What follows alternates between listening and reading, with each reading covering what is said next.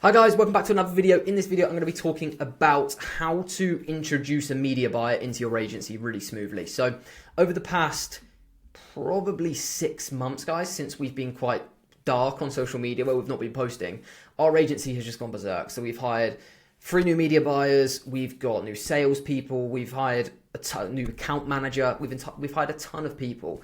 And what I wanted to do in this video, because we made a lot of mistakes doing it, is how to introduce a new media buyer to your agency in the smoothest possible way, because so many people get it really, really wrong. So yeah, if you're an agency at, say, I don't know, £7,000 to £10,000 a month, or $7,000 to $10,000 a month, and you're looking to kind of not outsource, but delegate that service in your agency, how to do that in a way where service isn't completely destroyed, or there's massive dark moments where the ad account's not being managed correctly, or they've forgotten about it in that transition period, which can't happen. So and that's why I've done this video, guys, because so many people, when they hire a new media buyer, there's that awkward transition of either you managing it or your previous media buyer managing it, and there's like a 4-week window where it's like results really drop because they're not used to managing those ad accounts. And I think there's a really clear way to do it, which I'm going to run through in this video. So number one is you've got to ensure a clean and smooth handover. You cannot just say, right, media buyer, here's access to all of our ad accounts, go manage them all. Because there's so many kind of nuts and bolts that need to be managed specifically for each ad account.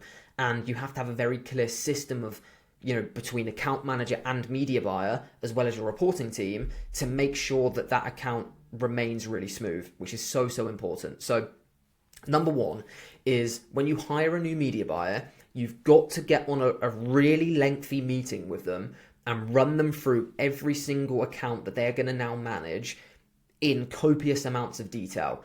And when I say copious amounts of detail, I'm talking the quirks of each client. So each client, do they want detail? Are they headline figures? Are they, how detailed do they need to know? How knowledgeable are they on the actual service? So some clients that we work with understand lookalike audiences, retargeting. They want to know how big their retargeting pot is. They want to know what their cost per acquisition is from their cost per lead, their cost per appointment, their cost per show rate. They want to know all those figures. And if your media buyer doesn't know that, then they're not going to be relaying that data back to you.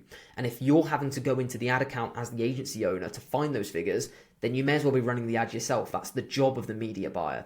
And that's a really key problem that people run into when they hire a media buyer, is they end up paying a media buyer, but also doing the job with the media buyer. But that's not why you hire someone. You hire someone for them to do that sole job. So firstly, outline the quirks of the client. So what they like, what they don't like, what they need to see, how heavy on reporting are they? Do they want to approve creatives? Do they want to approve copy? Is that individual client that they're now managing have, a high risk of restricted ad accounts? So certain keywords they can't use, or certain keywords that client doesn't want to use.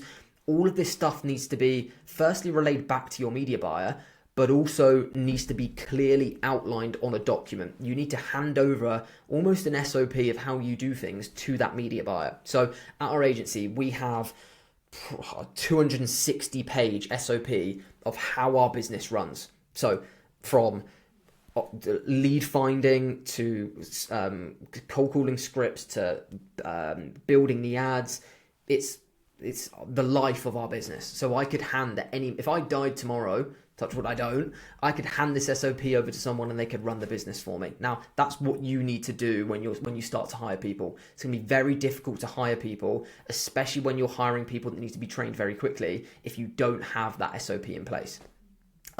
So yeah, you need to outline the quirks of the clients. Then you need to run through the history of the accounts. So on that meeting, you need to go into every single ad account they're now going to manage and explain the history of spend, history of testing, what has worked, what hasn't worked, what campaigns you're running, how you've structured it, and then what you want to test in the future. So they need to, you can't let someone freshly go into your ad account, because they might then test things you've already tested. You also can't rely on them to do an audit themselves on the ad account. Yes, that's great, and you do that when you take on new clients, but the audit that you'll do with the person who's actually ran the previous ad campaigns will be way better than just a standard audit of them looking through, explaining why you've done things, explaining what worked and what didn't work is so important.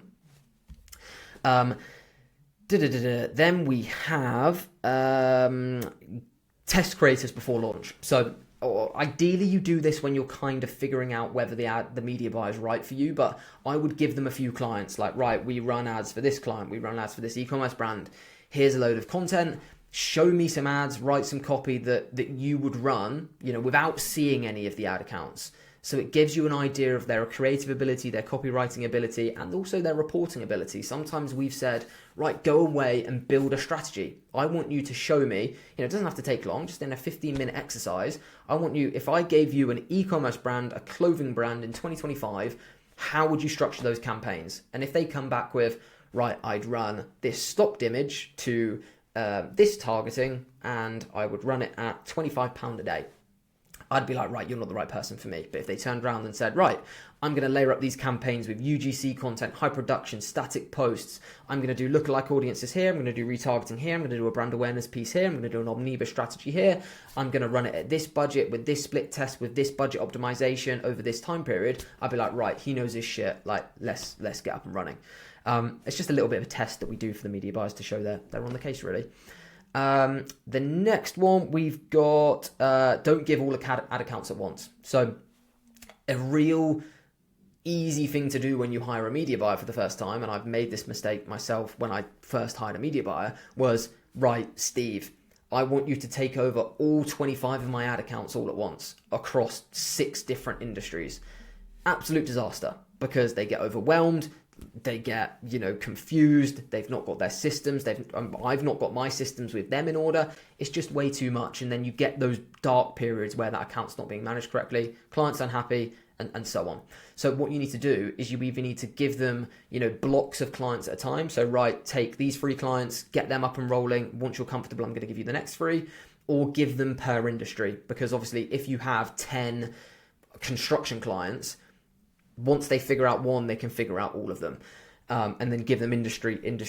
That's if you're working in loads of different niches. But other than that, you should be in really good standing. The most important part of this when you hire a media buyer, guys, is communication. You have to have daily communication with your client. You have to have a reporting system fed back to you at any moment. So if your client rings you, you have immediate access without having to get that media buyer on the phone of what the update on that account is. Yes, you can go into the Meta account or the TikTok ad manager or whatever. But what we do is we have 2 or 3 different reporting softwares and spreadsheets which are updated daily, weekly, and monthly. So if I get a phone call from a client now, I can go into that spreadsheet and I have for the last 7 days, the last 14 days, and the last 30 days, what we've spent, what the profitability is, how many leads have come through, what the conversion rates are, without having to go anywhere. I've got it on a spreadsheet, I've got it in monday.com, of a list of all my clients, where we are in comparison with my target CPA. So if my target CPA, cost per acquisition, is £15, I have that weekly tracker of what the weekly CPA is, which is so important. Because if, like, what most people do when they hire a media buyer, they completely forget about that job. You get on a call with your client and they're like, Harry, our cost per acquisition has gone from £10 to £60 in the past 3 weeks. And you're sat there like, right, 3 weeks ago is when I took on my media buyer. Yeah, this is a problem. I had no idea that was the case. So reporting back those metrics is one of the key tasks. That's probably more important than the actual running of the ads, because if you don't know what's happening and the client does, you're in a really, really bad position. But yeah, hopefully that helps, guys. If you're in the place to hire a media buyer, firstly, unbelievable, because that means your agency is in a good place. If you're looking to hire a media buyer before you've got a client, I'd really advise against it. I'd learn to do them yourselves first. Otherwise, you're not going to understand all of the metrics I've just said, especially if you're doing the account managing.